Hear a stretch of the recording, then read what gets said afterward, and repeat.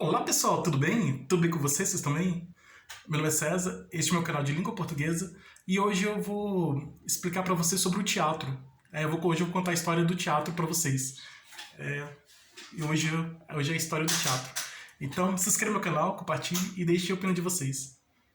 Hoje eu vou contar a história do teatro, vou começar como surgiu o teatro. O teatro surgiu antigamente na Grécia Antiga. Naquele tempo, né, na Grécia Antiga, existiam três grandes escritores teatrais. O teatro surgiu na Grécia Antiga como festas em homenagem aos deuses antigos, né? Principalmente ao deus Dionísio, que era o deus das festas, né? Da uva, né? Então surgiu a Olimpíada. A Olimpíada surgiu da mesma forma, né? As Olimpíadas que nós conhecemos hoje, as Olimpíadas, ela surgiu, teve a sua origem na Grécia Antiga. E lá naquele tempo, as pessoas faziam as competições olímpicas, as competições esportivas, né, é tipo um concurso de atleta, ou um concurso de competição olímpica, em homenagem ao deus Dionísio, né? Então ele surgiu lá em Olímpia, lá na Grécia, lá na região de Olímpia, na Grécia, e é como uma festa. Então a origem da Olimpíada foi como uma origem como uma festa em homenagem a um deus antigo, porque tinha os templos, e os templos, cada templo era de um deus, né? Tinha um deus do Dionísio, tinha um deus do Hermes, tinha um deus do Eros, que é o deus do amor, da Atena, né, da sabedoria. Até hoje, na Grécia Antiga, em Atenas, que é o mesmo da deus, né? Atena, lá em Atenas tem a Acrópole lá em cima, tem o Partenon, o Partenon. É aquela construção grande, bonita, né? Fica em cima de uma montanha, de um morro, de uma montanha, e ela é a homenagem à deusa Atena. Então, e aí fica em Atenas, capital da Grécia. E os artistas, ela está um pouco destruída pelo tempo, mas ela ainda está conservada, né? Está um pouco deteriorada, um pouco destruída pelo tempo, assim como o Coliseu em Roma, né? Lá dos gladiadores, lá de Roma. O Partenon lá de Atenas, da Grécia, está um pouco destruído, mas ele está preservado lá. E aí tinha a estátua da deusa lá, tudo, tinha as pinturas em homenagem a ela. Então, foi no período da Era de Ouro de Atenas, da Grécia Antiga de Atenas, no período da Era de Ouro. Nesse período, nessa época helênica, né, a época de ouro da Grécia, em que surgiu, porque a Grécia ela foi invadida pelos persas, que teve a guerra grega, né, a guerra na Grécia, que é a Pérsia, que hoje é o Irã, entrou em confronto com a Grécia, em conflito com a Grécia, e teve essa guerra lá. E a cidade, a capital, Atenas, a cidade ficou destruída. E depois dessa destruição, eles disseram o seguinte: vamos reconstruir a cidade. E aí, nessa época, eles reconstruíram. E foi um período que floresceu a arte, a literatura e o teatro também. Então, nesse período, é o período de Péricles, né? E tinha o Fídias, que era um grande escultor, tinha o Péricles, que era um grande administrador lá, que ele é como se fosse prefeito da cidade lá, que ele foi no período democrático, né? Ele foi eleito. E Shakespeare depois ele falou sobre Péricles como príncipe, né, de Atenas, né? Péricles, que ele foi um grande estadista, né, um grande líder, como se fosse um governador, um prefeito que a gente conhece hoje. Então ele incentivava muito a produção artística, a produção literária, a produção teatral, a produção das esculturas, das pinturas, todas as produções artísticas, e tinha um grande incentivo, né? E isso trouxe um grande desenvolvimento para os gregos, né? Lá em Atenas, né? Enquanto que Esparta era mais bélico, né? Tinha preocupação mais com guerra, Atenas era preocupação mais com a arte, né? E nesse período surgiu, né, o período do florescimento da arte, né, do Renascimento grego, né, no período do Renascimento veio somente depois. Foi um período de, vamos dizer assim, de crescimento cultural, né, científico e cultural também, e artístico. Então a arte teve sua grande expansão, a sua grande esplendor, a sua grande vamos dizer assim, a arte grega teve sua maior grandiosidade nesse período, porque surgiu muitos artistas e foi criando esculturas, escultores que criando esculturas, estátuas, esculturas bonitas, né? Como eles eram pagãos, né? Eram de deuses. E aí os templos, os arquitetos construíam os templos e as esculturas feitas pelos escultores, as pinturas pelos pintores e os poemas pelos poetas, né? E que é do gênero lírico, poeta. E também os poetas eles cantavam e tocavam a lira, né? Recitando as poesias. E os escritores dramaturgos, escritores de teatro. Então o teatro teve a sua mesma origem. Teve lá a arquibancada, né? Aquela construção, o local onde eram apresentadas as peças teatrais, no teatro grego. O teatro grego era ao ar livre, era durante o dia.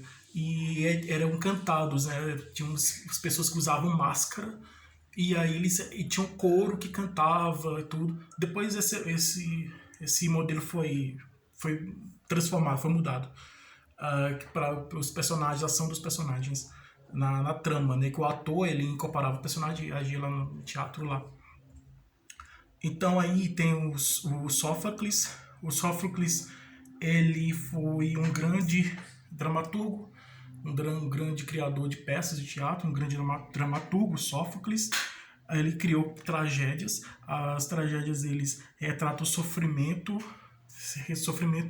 causado pela paixão. Então a pessoa tinha uma paixão exagerada, tudo. Isso trazia sofrimento para aquela pessoa, no caso o personagem, né? Trazia um sofrimento.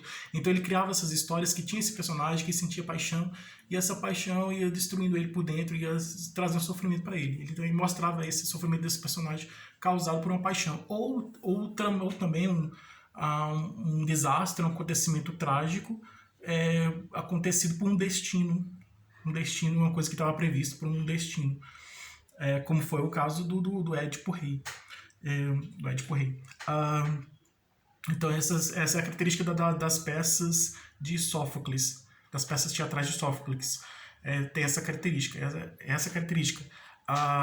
retratar o sofrimento dos personagens por causa de uma paixão, às vezes uma paixão não correspondida, uma paixão, e ele ficava sofrendo. Ou uma tragédia, um desastre, uma tragédia acontecida por um acidente, por uma coisa por uma fatalidade, um acidente, alguma coisa assim. Por uma fatalidade de um destino, né? Um acidente motivada por um destino, uma coisa assim inesperada, né? Uma tragédia, um acidente inesperado, um acontecimento triste, inesperado que por acaso, né? Então, aí as peças de Sófocles são... ele foi o mais premiado dramaturgo, ele participou de vários concursos de dramaturgos gregos e ele foi o mais premiado. E que teve a sua maior... Foi famoso, né? E foi bastante famoso e mais premiado. E as peças de Sófocles são Ajax, Antígone, as Traquínias, Édipo Rei, Electra, Filotetes, Édipo em Colono. E essas são as 7 peças que sobreviveram, né? Assim como Ésquilo também sobreviveu 7 peças. Ele escreveu muitas peças, né? Mas outras foram destruídas pelo tempo, né? Então a peça mais famosa de Sófocles foi o Édipo Rei. O Édipo, ele é uma tragédia grega, né? Acontece que ele era um rei e aí ele recebeu uma profecia. Ele foi no oráculo, e o oráculo disse o seguinte, que ele ia se casar com a mãe dele e depois ia matar o pai dele, alguma coisa assim. Aí ele estava caminhando, ele encontrou uma esfinge, né? A esfinge é aquela que diz, decifra-me ou devora-te. Aí qual animal que anda de 3 pés, de manhã anda de 4 pés, à tarde anda de 2 pés e à noite de 3 pés. Aí ele pensou e falou, é o rei. Desculpa, ele é o homem, né? Porque ele era o rei, né? E aí ele falou que é o homem. Aí a esfinge lá viu, a esfinge é aquele animal, aquele monstro mitológico, aquele monstro mitológico que tem o corpo de leão, asas de águia, cabeça de mulher. E aí tem a esfinge no Egito, lá no Cairo, lá no Egito, que fica de frente às pirâmides lá do Egito, né? Aí a gente pode ver, a esfinge mais conhecida que a gente conhece, ela é do Egito. Então lá na Grécia ela tinha essa esfinge. Aí ela descobriu que ela caiu lá e morreu. E pulou de cima da montanha lá e aí ele conseguiu decifrar. E aconteceu isso, porque estava previsto de que e ele não sabia, né, que a mulher era a mãe dele. E aconteceu que estava previsto na profecia. Ele se apaixonou, tá, e matou o pai dele. E aí teve esse fim trágico. Ele furou os olhos e se matou, parece que... Não, ele no fim da história ele só furou os olhos mesmo e ficou o resto da vida cego. Bom, essa é a história do Édipo. É contado por Sófocles. Foi um grande premiado, né? Ele ganhou muitos prêmios. Foi o escritor grego, o autor de peças de teatro grego, que ganhou mais prêmios, né? Foi muito famoso. Então, Sófocles é o dramaturgo, o escritor de peças de teatro mais famoso e mais premiado, né, da Grécia Antiga. E tem outras também. Tem o Ésquilo. O Ésquilo escreveu... tem aquela que é a história da invasão dos persas, né? Grécia e Pérsia entraram em conflito e tudo. O Ésquilo conta essa história, né, da invasão dos persas na Grécia, com a obra Os Persas. Ele é famoso pelas trilogias. Trilogia são três em um. Três peças em um. Três peças de teatro em um. Tem uma trilogia Orestia, que é formada... Trilogia Orestia é formada por Agamenon, as Coéforas e as Eumênides. Essas três peças formam a trilogia Orestia. Então, ele criava a trilogia. Criava uma peça e... essa peça terminava, mas ela tinha continuidade em outra peça, e a outra peça dava continuidade àquela primeira. Então, a primeira contava uma história, a segunda dava continuidade na primeira, e a terceira dava continuidade à segunda, formando a trilogia. Trilogia 3, né? Formando três peças. As outras peças do Ésquilo é Sete de Tebas, as Suplicantes, Prometeu Acorrentado. Tem característica forte da trilogia. A principal característica dele é a produção de trilogia, com característica de história, contando fatos históricos, como eu também escrevi a história da Guerra de Troia. Também tem peças que contam a história da Guerra de Troia, na obra de Ésquilo.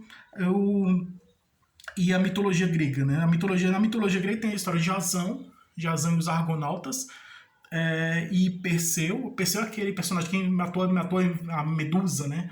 Que é aquela mulher que tinha cabeças, em vez do lugar do cabelo cobra, só tinha cobra no cabelo, e ela transformava as pessoas que olhavam para ela, transformava em pedra, né?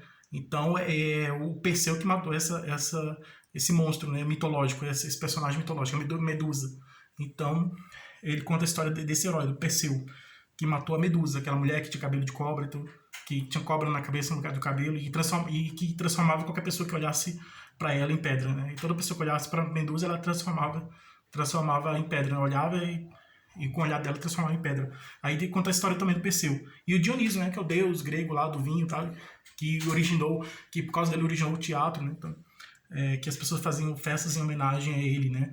E essas festas originaram a Olimpíada e originou o teatro também. Então o teatro é uma dessas homenagens, uma dessas festas que eram feitas em homenagem a esse deus, o Dionísio. Eurípides, ele era... a característica dele... ele queria transformar o Eurípides, ele criticava o comportamento humano, as pessoas agiam daquela forma, então ele criticava isso, acalmava a alma das pessoas, mostrava os problemas da sociedade nas suas peças de teatro, mostrava os problemas da sociedade da época e procurava acalmar o comportamento, né, os pensamentos do ser humano, né?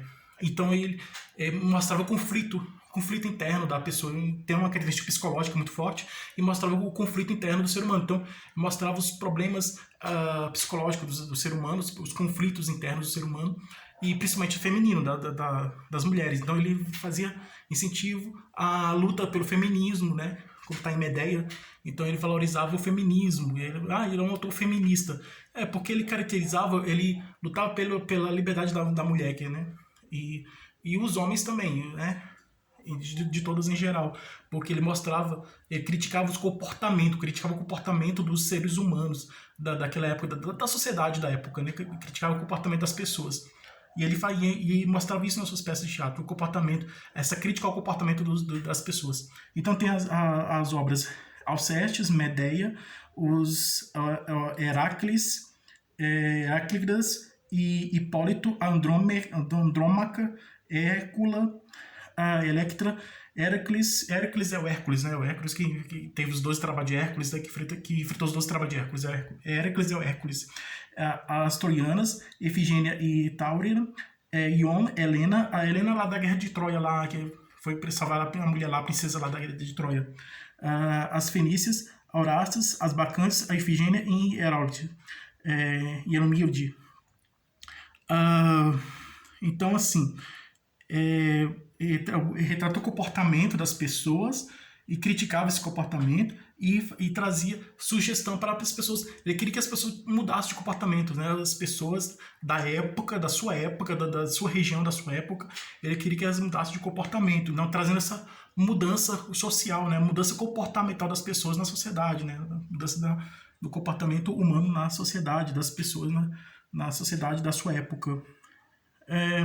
Então, assim, ele trazia a peça de teatro de Eurípides, trazia essa característica, né? Ele trazia que queria que as pessoas mudassem de comportamento, né? Criticava, mostrava os defeitos das pessoas, os problemas das pessoas, mostrava os problemas da sociedade, da sua época, criticava esses comportamentos das pessoas, as ações das pessoas, o comportamento das pessoas, e queria que as pessoas mostrassem, têm esse objetivo, as peças de Eurípides tinham esse objetivo de fazer as pessoas mudar de comportamento, né? De atitude.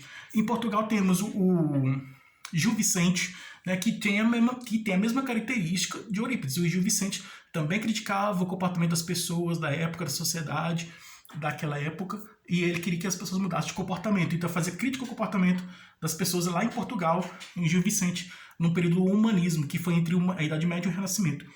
Então, Gil Vicente fazia essa crítica aos comportamentos das pessoas, né, da sociedade, e as peças dele mais conhecidas é o Alto do Pastoril de Castelho, o Alto dos Reis Magos, o Alto dos Reis Magos que é feito especialmente no dia de Natal, o Alto da Sibília, Cassandra, Trilogia das Sátiras, a Trilogia das Sátiras é o Alto da Barca do Inferno, o Alto da Barca do Purgatório e o Alto da Barca da Glória. E a Face de Inês Pereira, né, que também faz essa crítica, a Face de Inês Pereira, ele faz essa crítica ao comportamento das pessoas. Então, essa característica da imaginação, né? Tem o personagem de fadas, tem reis, assim. Então, tem essa característica da imaginação nas suas obras teatrais. E religiosidade, né? Religiosidade, então, trazia questões humanas, né? E também religiosas, né, nas peças teatrais de Gil Vicente, lá em Portugal. E na Inglaterra temos o Shakespeare. O William Shakespeare tem vários períodos. Tem o primeiro período, ele criou comédias, as comédias baseadas nas comédias italianas e romanas. Aí depois o segundo período, o primeiro período foi das comédias, o segundo período foi das tragédias. Foi nesse segundo período que surgiu as grandes comédias e as grandes histórias dele, no segundo período das tragédias, que começou com Romeu e Julieta e terminou com Júlio César. E o período de sombrio, é um período misterioso, período sombrio, é o período que considero mais alto de Shakespeare, o pico mais alto da produção artística teatral de Shakespeare, é o período sombrio, né? O terceiro período sombrio, que tem as obras Hamlet, Rei Lear e Macbeth. E tem as tragicomédias, as tragicomédias e os romances. O Hamlet é aquele personagem que ele ficava pensando, ele era príncipe, o pai dele morreu e ele ficava na dúvida se queria ser rei. Ele pegava o crânio e olhava para ele e dizia assim, ser ou não ser, eis a questão. Então essa frase é muito conhecida de Shakespeare. Pegava o crânio, a caveira, e ficava olhando para a caveira e dizia, ser ou não ser, eis a questão. Então a Hamlet é uma peça muito importante, é muito conhecida, né? E muito conhecida e muito importante. O Rei Lear é um rei que muito ambicioso. Ele queria tirar do poder um rei lá e aí... Não, na verdade o Rei Lear que foi que abdicou do trono e causou aquela confusão toda lá.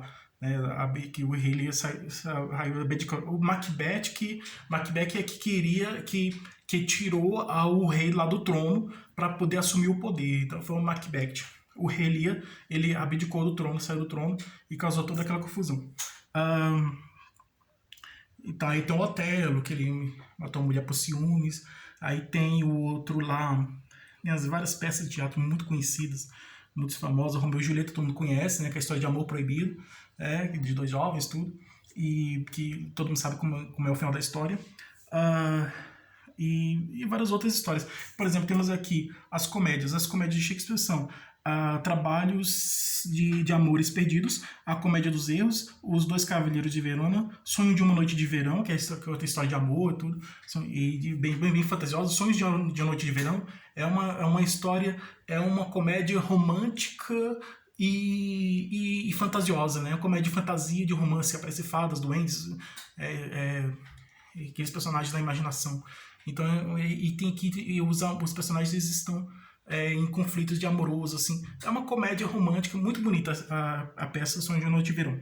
O Mercado de Veneza, A Megera Domada, A Noite de Reis, a Alegre Comadre de Windsor, Muito Barulho por Nada, Medida por Medida, Péricles, Príncipe de Tiro, que a gente acaba de falar, Conto de Inverno, Sibelina, A Tempestade, a Tempestade. Então, a Megera do Mar é aquela que não queria se casar, e aí o homem ficava atrás dela, tudo. Que depois que virou novela, né? Aquela, o Cravo e a Rosa, a história é aquela, né? Do Etrúquia, e a Catarina, tudo, e ela fugia de um homem lá que não queria casar. Então aí, e ficava fugindo na história todinha, ela fugindo, no fim ela se casou com um homem lá. E aí, era uma mulher rica, né? E tudo, e o homem lá pobre, e aí, no fim, ela se casou com ele, né? Então é a Megera Domada. A Tempestade, a história da Tempestade é aquela de reconciliação, né? De um navegante chegou numa ilha e aí nessa ilha lá encontrou um personagem, né? Um duende, um elfo, tipo um duende, que ele foi conversando com ele e tal, e teve um conflito lá com ele, depois eles se tornaram amigos, né? Teve um problema entre eles, mas depois se tornaram amigos. A história da Tempestade é muito bonita a história também, assim como no Sonho de uma Noite de Verão, é uma história muito bonita. Então são histórias assim, criticando o comportamento das pessoas da sociedade, mas também trazendo aquela leveza, aquela alegria, né?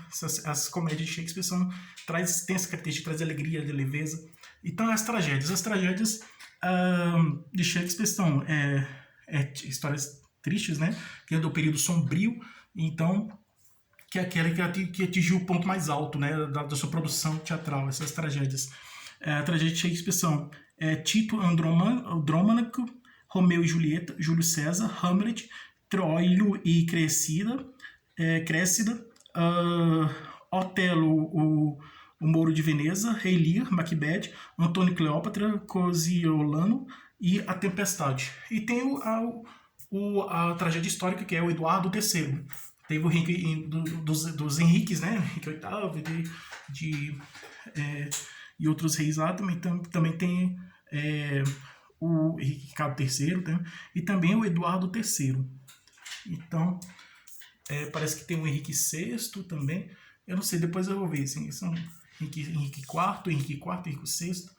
Então, e tem essa do Eduardo III, esse que é histórico. Aí, vindo mais para cá, para os dias de hoje, temos o Dias Gomes. O Dias Gomes ele ficou famoso como Pagador de Promessa, que depois virou filme e minissérie de TV na televisão. Pagador de Promessa, aquele homem que vai e faz uma promessa e aí ele tem um burro e aí o burro ele fica doente e tudo. Aí ele depois fica melhor e aí ele vai e paga uma promessa. Mas ele fez uma promessa para um deus do candomblé. Mas na verdade ele queria fazer para uma santa da Igreja Católica e foi lá carregando a cruz, imitando Jesus Cristo, para poder pagar aquela promessa, que ele entrar dentro da igreja com a cruz. O padre lá não deixou, proibiu, porque ele tinha feito uma promessa para um deus lá pagão. E ele lá é cristão, mas ele ingênuo, né, tudo, inocente, mas ele só queria pagar a promessa dele e no fim ele acabou, no fim ele morreu, né, e depois ele entrou lá, mesmo morto lá dentro, para pagar a promessa lá.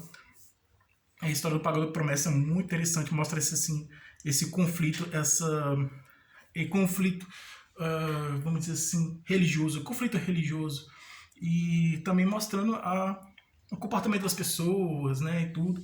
E tem essa característica muito importante, né, mostrando as atitudes da pessoa, o comportamento das pessoas, e esse preconceito religioso também, esse secretismo religioso e preconceito religioso. E, bom, a história do Pagador de Promessa é muito interessante, muito bonita. O Bem Amado é uma homenagem a um político, né, que é muito atualmente a história do Bem Amado. E foi uma peça de teatro que depois virou novela e depois virou série de TV. Que eu tenho o Dorico, né, da cidade de Sicupira. Ele era um político muito... Ele é corrupto, é um político corrupto. É, então é um tema, é uma peça universal, né? Tem esse personagem universal, né? Um político corrupto, porque ele roubava e ficava no poder e continuava no poder porque ele tinha um apoio popular. Então por isso que ele é chamado de bem amado, porque ajudava as pessoas. Vamos dizer assim, eu vou dar umas migalhas para você e você vota em mim, eu ganho a eleição e pronto. E aí isso que acontece, que está acontecendo hoje. Na época ele que prometeu um cemitério, né? Que não morria ninguém na cidade, depois ele no fim da história acabou sendo morto e sendo o primeiro a ser enterrado naquele cemitério. Mas a característica principal do bem amado é essa, né, do político corrupto, que tem hoje. Então é muito. Essa história é muito interessante, vale a pena conhecer a história do bem amado, porque fala disso, tem essa característica desse político, né, que age com corrupção, e aí ele fica comprando voto, fica fazendo caixa 2, e tudo para poder se perpetuar no poder, ficar no poder até o fim da vida. Então, a história do Bem Amado, ela é muito interessante e ela faz uma crítica política, crítica aos políticos que são corruptos. Tem políticos honestos, bons e honestos, mas, infelizmente, né, no país que nós vivemos, a grande maioria dos políticos são corruptos, né, tem essa característica de corrupção, né, age por corrupção, com corrupção. Então, ele era assim, ele estava no poder, no dia da eleição, dava alguma coisa lá pro povo lá, então aí o povo vota em mim que eu tô te dando aqui, tô sustentando você vai. Aí as pessoas, a população vota nele, continua no poder, e fica lá no poder roubando e cometendo corrupção. Ele é um prefeito daquela cidade, e que tinha essa atitude, esse comportamento, né, trazendo prejuízo, né, da sociedade, né, da cidade lá.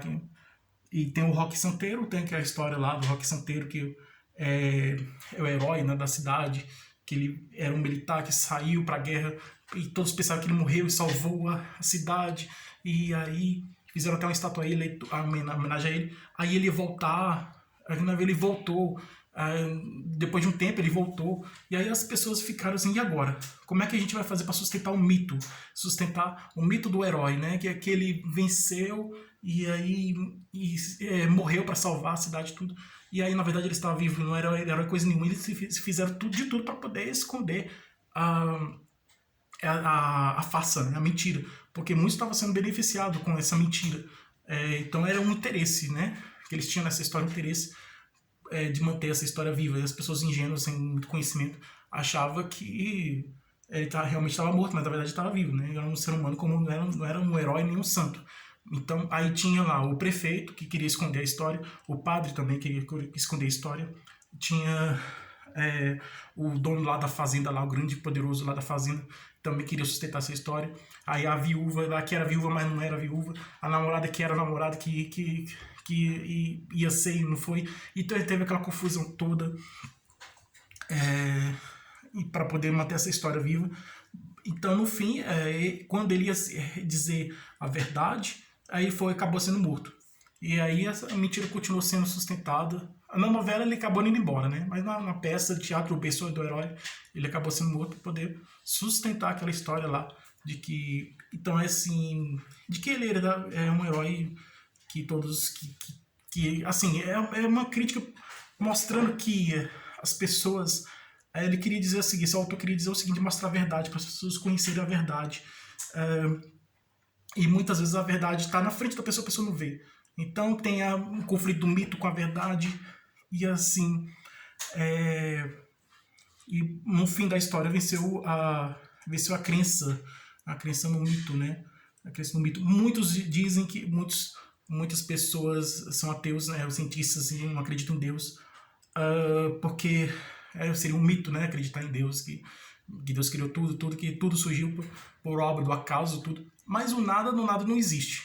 Então, alguma coisa criou tudo. Então, se tudo surgiu do nada, o nada já não é nada. Então realmente, assim, a minha opinião é que eu acredito em Deus e que Deus existe. E essa é uma questão filosófica, cada um tem sua crença, tudo. Mas eu acredito que existe um Deus, que Deus criou tudo.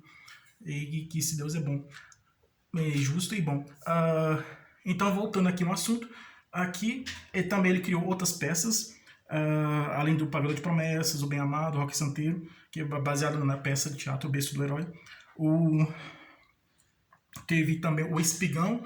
O Espigão, ele, assim como o Sinal de Alerta também, o Espigão falava do desmatamento, coisa que está acontecendo hoje, desmatamento das florestas, né? E fazer crítica a isso. Ele criticava a destruição das florestas, o desmatamento das florestas, porque queriam destruir uma árvore para construir um prédio no lugar daquela árvore. O Sinal de Alerta, isso é na história do Espigão, né? Que queria destruir aquela árvore, derrubar aquela árvore para no lugar dela construir um prédio. Outra do Sinal de Alerta era sobre a poluição do rio, dos rios lá, tudo. As pessoas andavam de máscara, como hoje anda de máscara, né? As pessoas andavam de máscara por causa da poluição que estava muito grande, poluição do ar, poluição dos rios. Então ninguém podia beber água por causa daquela ambição de sempre ter mais e mais e mais, se enriquecer e destruindo a natureza, né? Então ele fazia crítica, né?